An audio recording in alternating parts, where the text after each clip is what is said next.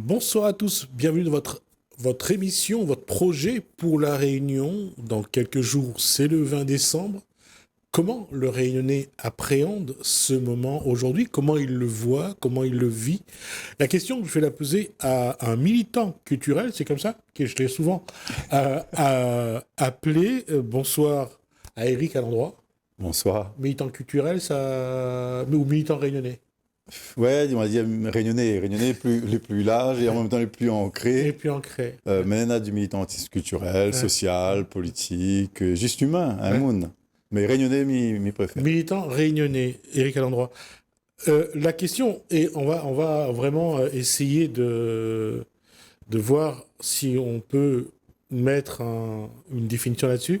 Le 20 décembre, aujourd'hui, d'une manière générale, que ce soit pour Éric Alendroit d'abord, et puis pour la Réunion, pour les Réunionnais, quelle définition donner aujourd'hui? Bah, on a la définition le plus, je dirais, acceptable, c'est que c'est la date où ça y proclame que l'esclavage est fini, donc de l'abolition de l'esclavage. Là-dessus, nous ne pouvons pas faire d'erreur. Donc, il veut dire ça. Sur l'événement. Sur l'événement. Après, moi, comme il pousse plus loin, il dit qu'il est à questionner, surtout le fait que nous célèbrons. Parce que pendant longtemps, ben, ne te fais pas un cas avec. En tout cas, il était organisé pour que nous ayons point connaissance de l'histoire qui l'a amené à ça. Donc, Après 81, ça a évolué. il commence à évoluer après 81, Ouais. il prend plus l'élan dans les années 90, et puis il y a ce moment un peu majeur autour des années 97-98, 98 avec l'installation d'un comité pour le 150e, ils appellent ça comme ça, pour Anniversaire. commémorer l'anniversaire de l'abolition de l'esclavage. Donc, et depuis, nous avons un peu plus de visibilité sur le sujet. Mais moi, je me questionne souvent chaque année, et maintenant, je dirais même que moi, dans mon réponse, c'est un date que est un peu bizarre, enfin un moment un peu bizarre, puisque le décret d'abolition, tout le monde y C'est connaît, au mois d'avril. 27 avril 1848. Donc, le fait qu'il prend le temps pour mettre en application, il est déjà un signe de l'état d'esprit et des enjeux, tu vois, l'enjeu économique. Déjà, si on revient à la première abolition de l'esclavage par Napoléon, c'est en 1794. Oui. En 1794, la première abolition, cette abolition-là n'a jamais été appliquée à La Réunion avant que Napoléon rétablit en 1802 ou en 1804, 1802, rétablit l'abolition de l'esclavage. Oui. Non, chaque moment, et c'est là-dessus que moi, il fait souvent une alerte, nous n'est pas face à un problème où ça y aime pas, ou un problème raciste. C'est un problème économique et politique. Donc, s'il est intéressant de maintenir l'esclavage, il maintient l'esclavage. Si les intérêts économiques les préserver en maintenant l'esclavage, il maintient l'esclavage.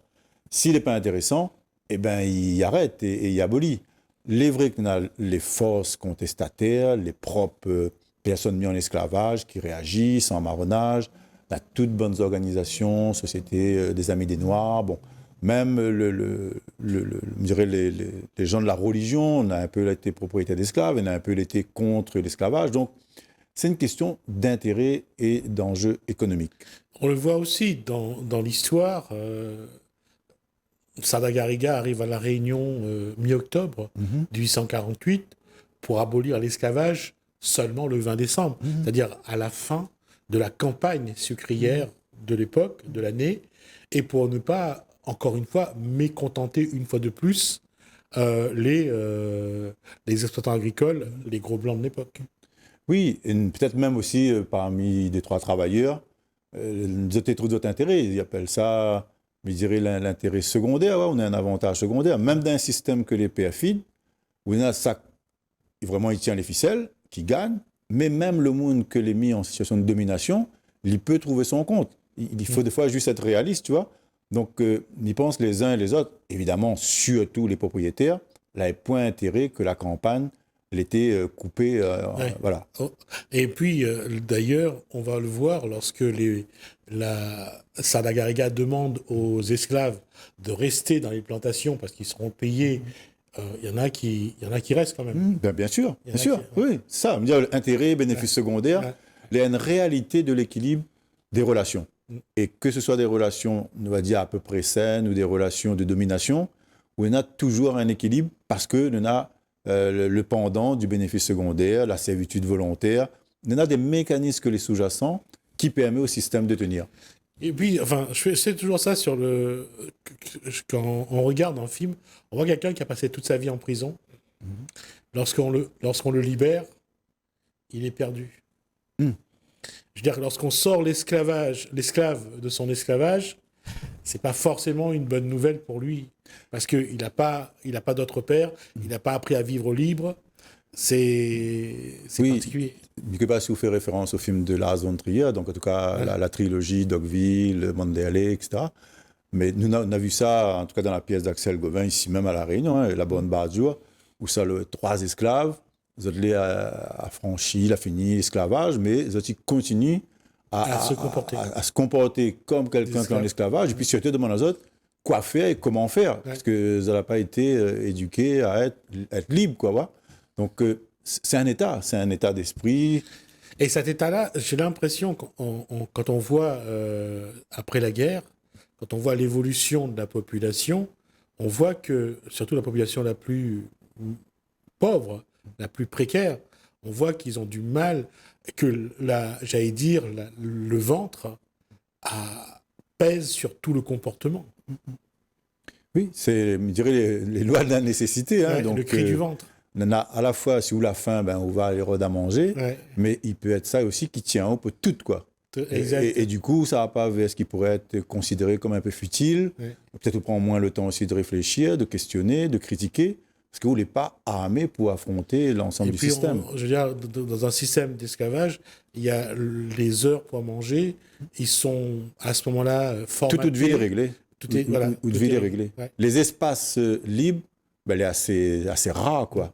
Et c'est pour ça que, bon, il y a ça tout de suite dessus, hein, mais le comportement marron, l'exemplaire, dans l'exercice, dans la capacité d'exercer justement son pouvoir de liberté. Avec la pointe de monde, il n'est pas comme les révoltes et les révoltés, hein. Il n'est pas pour amoindrir cette capacité, ce courage-là aussi. Mais c'est une autre affaire. Quand vous savez en marronnage, c'est vraiment l'exercice de haute liberté, de haute pouvoir d'agir. Et là, vous faites sans demander s'il est d'accord, pas d'accord, sans chercher à justifier que nous les égales, nous les humains, nous les pareils. Non, vous connaissez que vous avez cette puissance-là et vous mettez en œuvre. Et c'est là tout le problème du Réunionnais, justement partagé entre sa capacité à s'émanciper, à se libérer, ou alors toujours accepter la domination de son esclavagiste.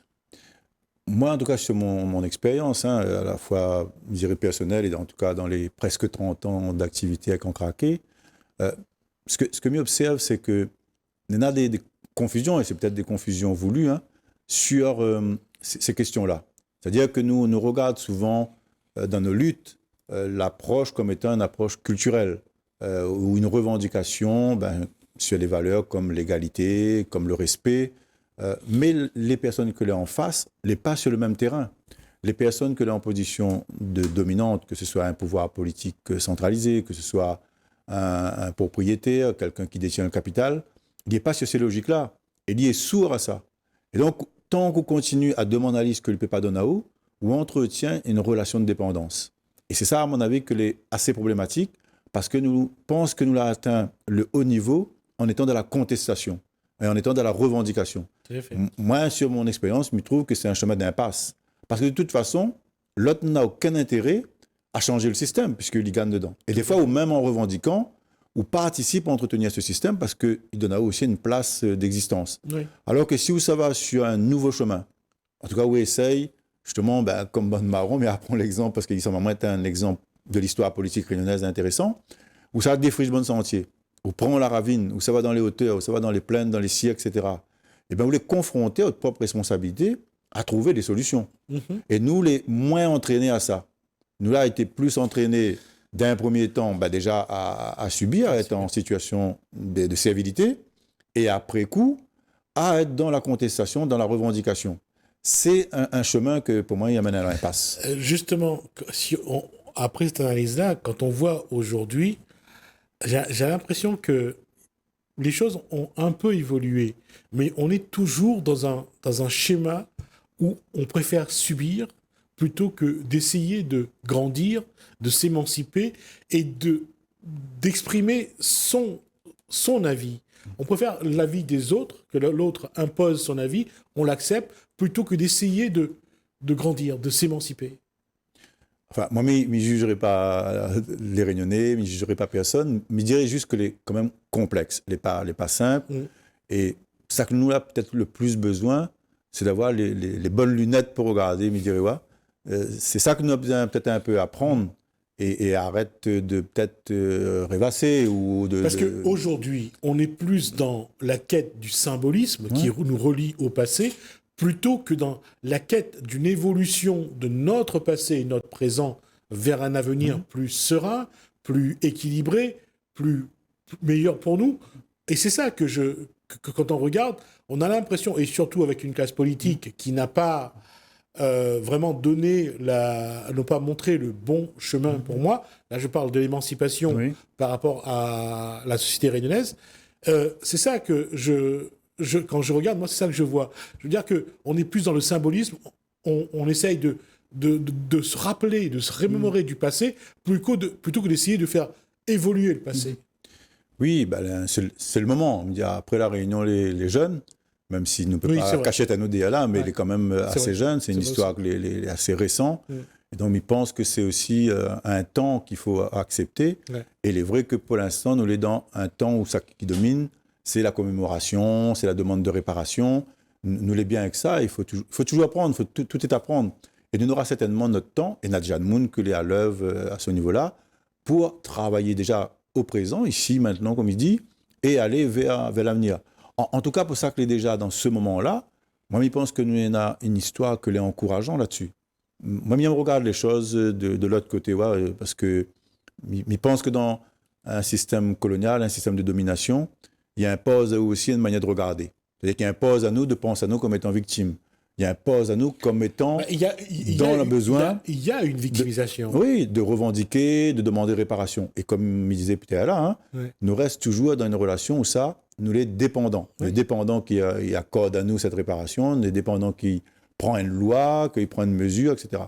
Alors que ça qui est intéressant pour nous, c'est d'essayer de regarder autrement et de voir sur quoi nous peut déjà appuyer à nous, que nous avons fait, qui permet à nous justement d'aller de l'avant, d'aller vers plus de prospérité, d'un meilleur vivre, d'une plus grande conscience. Et nous, Néna, c'est ça qui est intéressant. Parce que si tu dis, ok, mais si on appuie à nous, nous gagnons appui à nous déjà sur cette capacité d'adaptation, cette capacité créatrice que avant nous, les Réunionnais l'ont fait. Quelle que soit notre origine, on peut prendre n'importe quel exemple. Tout le champ du patrimoine culturel vivant, présent que nous, Néna, il relève de ça, de la capacité d'adaptation. Nous les dans l'endémisme quasi tout le temps. Humainement, nous les dans l'endémisme quasi tout le temps. Adaptation fait ce que nous avons sous la main et nous arrivons à créer comme ça une langue, nous arrivons à créer comme ça des musiques, des danses, les connaissances que nous connaissons sur les plantes médicinales. Nous regardons ça souvent sous l'angle strictement culturel. Alors que c'est un angle politique, c'est un angle humain. On l'enferme dans notre cloche réunionnaise. Ça reste sous cloche et ça reste à la Réunion.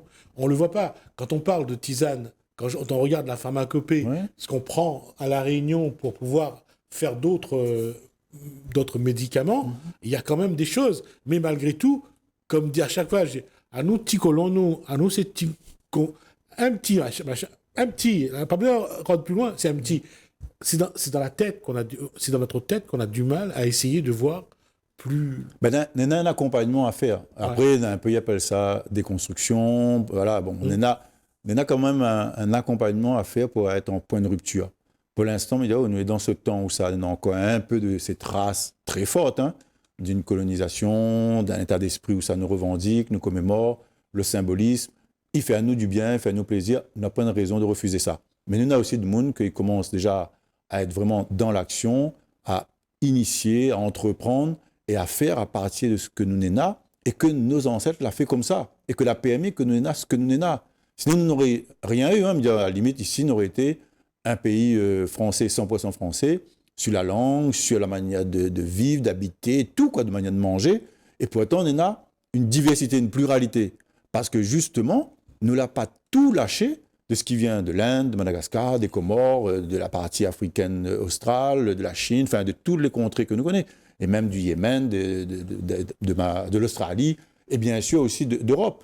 Nous, on a été en capacité de faire quelque chose avec tout ça. Et c'est ça notre point fort qu'il ne faut pas lâcher. Alors, comment aujourd'hui, le 20 décembre, peut être un tremplin récurrent pour continuer à évoluer? Parce que le Maloya est magnifique, c'est bien, mais malgré tout, pour certains, ça les enferme aussi dans un symbolisme, dans le fait de revivre des émotions culturelles, mais pas pour autant de s'en servir pour grandir. On a de tout, hein. Nena, il peut vivre à lui comme un affaire un peu passé, un peu nostalgique. Nena, il vit à lui comme un appui pour l'avenir. Il pense déjà rien que sur le plan artistique. Nena, des groupes, aujourd'hui, il y en a plein, des jeunes, moins jeunes, filles, garçons, qui fait évoluer le Maloya. Nous peut aimer ou pas aimer. Nena a la place pour le traditionnel. Quand c'est du traditionnel, c'est du traditionnel. Mais il y a aussi la place pour d'autres approches. Et je pense que ça, c'est des signes aussi de la vitalité. Notre propre vitalité, la vitalité de la musique, la vitalité du point de vue artistique, mais c'est aussi notre propre vitalité. Il veut dire que nous osons toucher. Après, si nous faisons avec respect, si nous faisons avec conscience, n'a pas de raison, puisque les choses les fait pour bouger. Sinon, il est mort. Ouais? Donc, je pense que quand il arrive 20 décembre, avec, je dirais, les regards que moi, je porte dessus, peut-être un peu critiques, mais c'est quand même des moments de célébration. Il faut prendre. C'est des moments où la majeure partie des Réunionnais, je ne dirais pas toutes, mais la majeure partie des Réunionnais, ils retrouvent Azot dedans, ils reconnaissent Azot dedans. Il faut prendre. C'est des moments de mobilisation. Après, certains font colloque, font ronde causée, font la musique, font défiler. Ce qui compte, c'est que nous arrivons à saisir à nous et à prendre ça comme une énergie. Et nous avons besoin de cette énergie. Nous avons besoin d'être encouragés. Même si c'est un petit grain, il faut prendre à lui. Et au fur et à mesure, nous allons avancer vers autre chose. Justement, au fur et à mesure, nous allons avancer vers autre chose. Comment, justement, préparer le terrain pour que les générations à venir se saisissent de ça et essayent vraiment de faire grandir autour du Maloya? Mais je crois qu'il y en a un chemin que les vertueux, c'est, et peut-être il paraît bizarre, justement, pour aller vers l'avenir, mais c'est de replonger dans tout ce fond-là, ce fond de bac, ce fond de cœur. Le passé, mais pas le passé pour le passé, hein, mais dans cette dynamique créatrice de la Réunion. Il voit Ali plutôt comme ça, comme un affaire dynamique, parce que quand c'est le passé, il peut être un peu dangereux. Retrouver, j'allais dire, la source. Les bases, c'est-à-dire cette quintessence. À la limite, que ce soit Maloya, que ce soit pique-nique, que ce soit la cuisine, là, ça c'est les formes, ça. Mais avant ça, c'est le monde qu'on a été capable de créer. S'appuyer sur qui est une énergie fondamentale. Complètement. Et m'y rajoute là-dedans, dans cette énergie fondamentale qui caractérise bien la Réunion, c'est la dimension spirituelle. À la Réunion, nous avons ça, naturellement. Tout être humain partout dans le monde, nous avons, mais nous, dans notre histoire, que les couettes là, et ben, la dimension spirituelle, les omniprésente, les partout, les tout le temps, dans ça que nous fait. Quand on aborde la question tisane, plante médicinale là, on aborde la spiritualité. Il parle à de monde que vraiment, il est en cœur avec ça, mais il ne parle pas juste d'un vendeur de tisane. Il parle à un monde qui s'est rodé, qui prend le temps, qui demande l'autorisation, qui plante, qui respecte, qui fait un don quand il prélève, tout ça. Bon, c'est tout un rituel que les présents. Les pareils quand on tient les animaux, les pareils dans différentes pratiques, que ce soit un morin, que ce soit un maloya, une dimension spirituelle. Et ça, il vaut pour n'importe quel groupe ethnoculturel à La Réunion, hein, que ou les chiens malbars, que les chiens chinois, tout réunionnais, n'a cette dimension spirituelle très forte dans les pratiques culturelles. Il ne faut pas lâcher ça, parce que ça, il fait une sacrée différence. Il donne une force, il donne une connexion à autre chose. Et il aide à nous à justement supporter et puis à lâcher, parce que nous connaissons que notre chose n'est pas juste à notre niveau. Nous, c'est un d'un ensemble plus grand. Visible ou invisible, nous, c'est un d'un ensemble plus grand. Et ça, je pense que si nous replongeons là-dedans, eh bien, nous gagnons fait de la création à partir de la création. On peut prendre le conte, on peut prendre n'importe quel domaine, nous gagnons continuer à évoluer, mais en accrochant à nous à ça. Dans l'itinéraire historique de La Réunion, à un moment, on a une cassure là-dessus. Parce qu'il fait croire à nous que nous n'avons rien, et que donc il faut remplir à lui. Nous n'avons pas une langue, nous n'avons pas une culture, notre manger n'est pas bon. Donc, il faut remplir les affaires sortent dehors. Et c'est ça qui est paradoxal. Rien qu'avec le 20 décembre et le Maloya, on a le causer, on a le manger, on a quand même des fondamentaux. On a la musique, on a la danse, ouais. on peut avoir la transpossession, comme il dit. Spiritualité. On a de la fabrication, des instruments. Là, la plupart du temps, c'est des instruments artisanaux, voilà, percussion, que nous-mêmes nous faisons, nous sommes capables de faire. Quand on fait un instrument, il veut dire qu'on connaît le bois, il veut dire qu'on connaît la peau, qu'on connaît le cordage, et on peut redescendre encore un peu plus loin. Quand on fait un caillam, il veut dire qu'on connaît la saison, qu'on connaît le fléacon, comment il est, quel est bon, quel n'est pas bon, le grain qu'il faut mettre dedans. C'est de la connaissance, c'est des compétences. Et je termine là-dessus.